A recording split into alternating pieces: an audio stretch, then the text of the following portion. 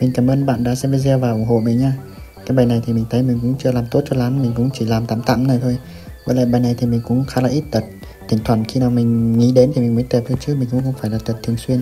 Mình nghĩ là chắc là do nền tảng sức mạnh của mọi người thôi, cho nên là bạn nào mà làm được ấy thì cũng thấy nó cũng bình thường, cũng dễ. Còn bạn nào chưa làm được thì chắc là do cơ vai của mọi người chưa khỏe thôi, cho nên là mọi người tập cơ vai nhiều là sẽ làm được thôi mà. Bài này theo mình thì cũng dễ. Và sau đây thì là những bài tập của mình nha, thì các bạn có thể xem và tham khảo lịch tập của mình nha. Bài đầu tiên của mình là khởi động 50 cái hít đất đã. Video này của mình sẽ hơi dài cho nên các bạn cố gắng xem hết video để có thể biết các bài tập của mình nha.